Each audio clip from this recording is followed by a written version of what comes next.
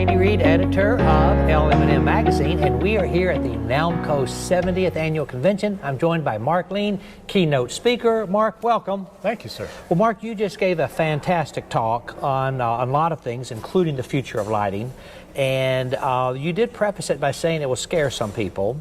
Scares a lot of people, Reid. It scared people at my table. Yeah. And my colleague Parker Allen is here, and he was just kind of talking about it. Makes him a little bit nervous. Mm-hmm. What did you say to him?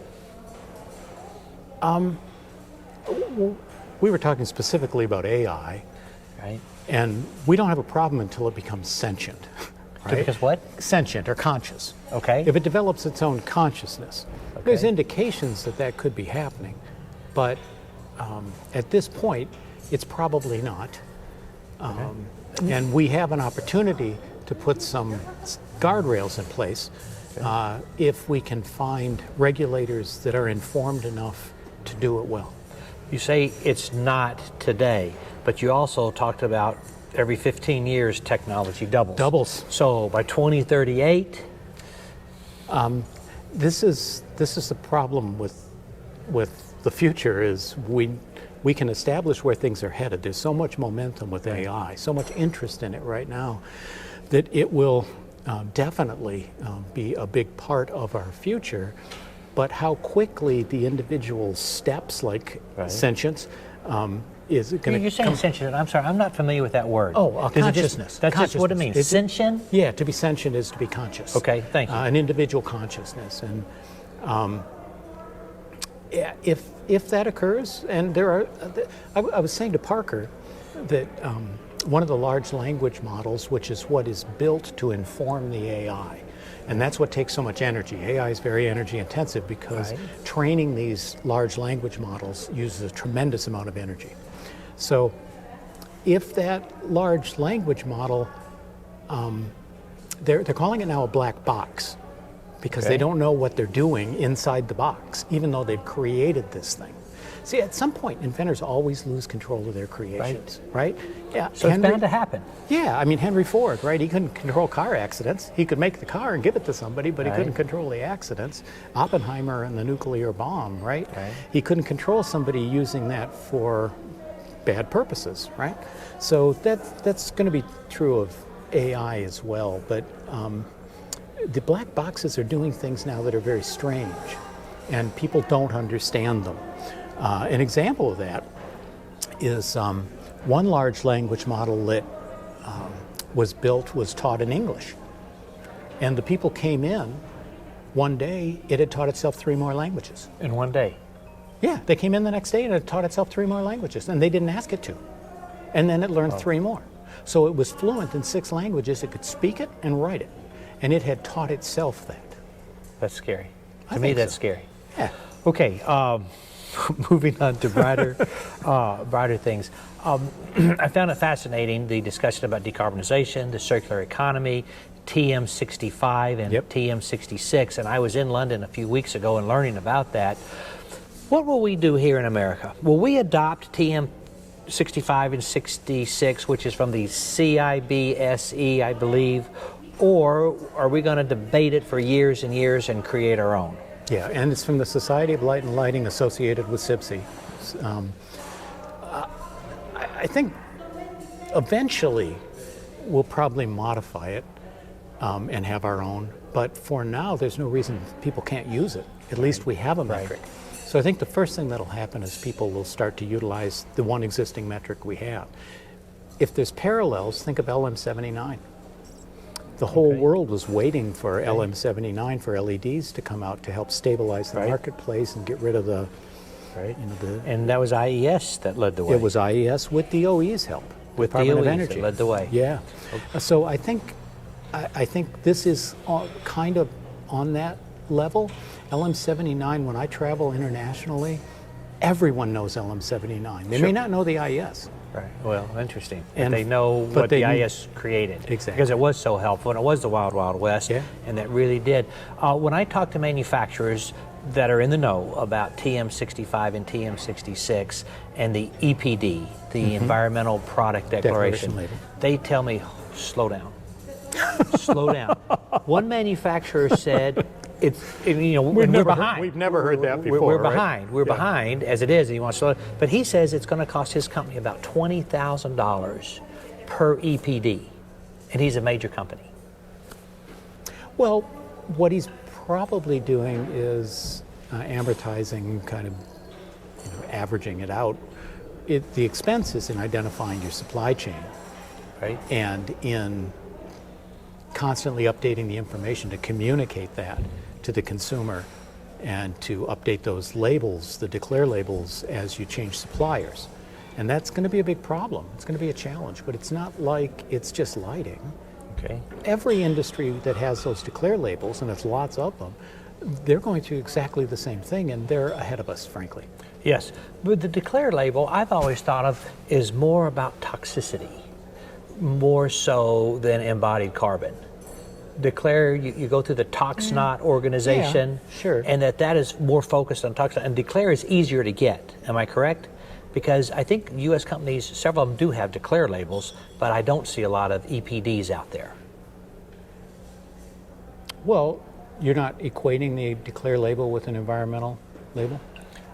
I think they're different. They are, but there's also an aspect of it, the end-of-life strategies, Right. the embodied carbon, that are also sustainability aspects.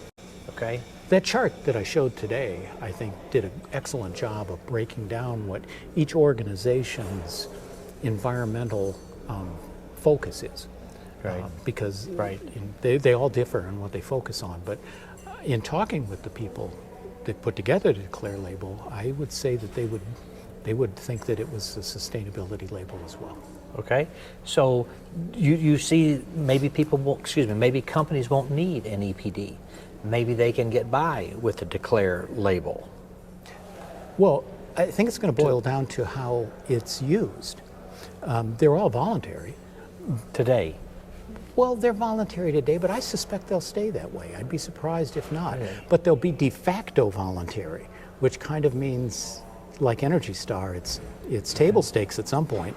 You either do this or you're not playing, you're not providing product on Or we those could projects. equate it to the DLC.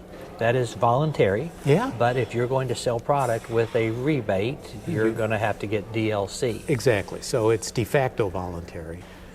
But nonetheless, the voluntary aspect of it, I think, is good, but it will pressure lighting manufacturers, because if someone writes a contract, and this has already occurred, that says all products must have a declare label or whatever EPD label they have, then they have a choice of complying and selling product on that project or forgetting that project. Right. Well, they're going to want to sell as much product as possible from a manufacturer's perspective, and I worked for them, so I know that's the mindset. So to do that, they're going to have an advantage right now if they can identify their supply chain for embodied carbon, and they can also come up with an end-of-life strategy. They could put on there that they don't have it, but someone else that does it as a weighing factor would be more likely to be included. And companies have scorecards for environment. Right.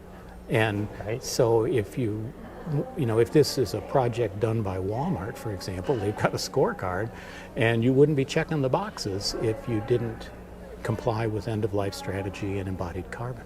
Okay, so here we are with lighting management companies, and I asked you publicly, and I want to ask you again for our audience that is not here, when do you think this circular economy, circular lighting economy, sustainable lighting will be important to the lighting management companies? Yeah, I think it's the difficult part here is it's not difficult to say that it will be. That's a matter of trajectory. We're headed in that direction. There's a lot of momentum, new labels, Europe's already doing it, those kind of things. How long it's going to take, there's a lot of variables in the way, including people that are trying to protect the past from the future. Right. And people who have understandable profit motivations to do so. How entrenched will they be?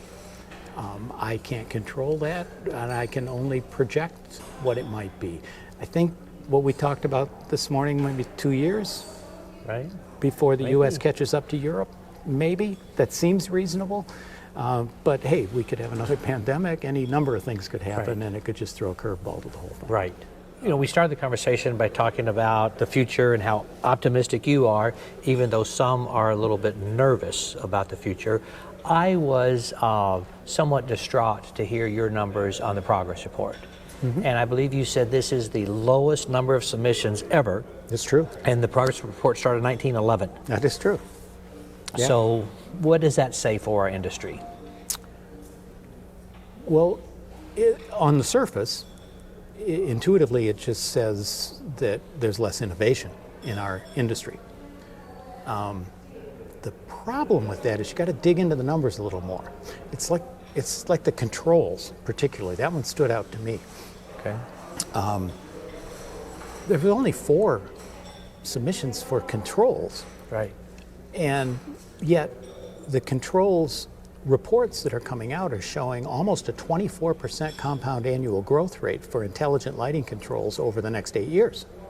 That's an enormous growth rate. Right. So how do you reconcile that? Right. And I think the way we reconcile it is, I think those reports are accurate, but they are dealing with companies that aren't the traditional lighting players, for the most part. Obviously, we Like had a 4 Samsung. submissions, like the Samsung, or trains involved, the HVAC people. Everybody's scrambling for that killer app that can control all the disparate devices in homes and businesses. Okay, so, and I think that killer app, and you didn't mention it this morning, is called Matter. Programmable Matter? Do you know about Matter? So Matter Oh, is- Matter, sure. No, I'm sorry, the company. I Yes, thought you were a yes. little further ahead of me there talking about programmable Matter. I'm never like ahead of you. Star I'm Trek. behind you. Always behind. But Matter, I think Google has signed off on it. Apple has signed off Yeah. on it. I was looking at my Nest the other day, and the word Matter came up. So I've got a new Nest version. So what are your thoughts about Matter? Is that going to really bring everything together? Closer. Okay. I don't think it's there yet. Okay. But I could be wrong. I mean, this is all speculation at this point, except to say that intelligent controls are going to be a big part of our future, and if that compound annual growth rate's even half right from those reports, Right. it's still striking for what the opportunities are. And see, there's where the optimism comes from. All of this change brings opportunity. Now, some of it seems a little frightening, but the things we fear the most are the things we don't understand. Sure. Right? So it's a matter of just learning more about it. So Matter's a stepping stone, perhaps. Okay. You also showed, I think, if I'm right, the 6 Ds, Yeah. and we're in the decarbonization, we're in the dematerialization. Yep. The next one is democratization. That's, wow. But I remember the second one had to do with hype. What was that one? Oh, that's deception. That's Deception. So I've seen these talks over the decades, Yes, you and you have. always update it. They're always fresh and new. But I remember when we were in the hype stage. yeah, absolutely. deception stage. I was at Strategies in Light. Okay, and, so how many years ago would that have been? I was with Osram, so that would Okay. be 8, 9 years ago anyway. Okay, so we've come from the deception stage already to the dematerialization stage. Which means we passed the demonetization Right. stage, cost reduction. And that's why there's no R&D going That's on. why there's no R&D going on. And again, that's troubling. It's very troubling.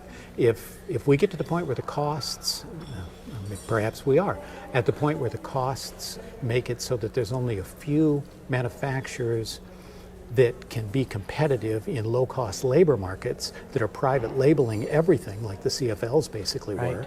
I remember those days. Yeah, I bet you do. And those are lessons, those are learning curves for us. Okay, well, Mark, we need to wrap up, but we've got to wrap up on a happy, optimistic note. So, take it away. Well, I'm a happy guy. With Yes, you all are. change, there's good and bad. So perception has a lot to do with this. And understanding those changes has a lot to do with it.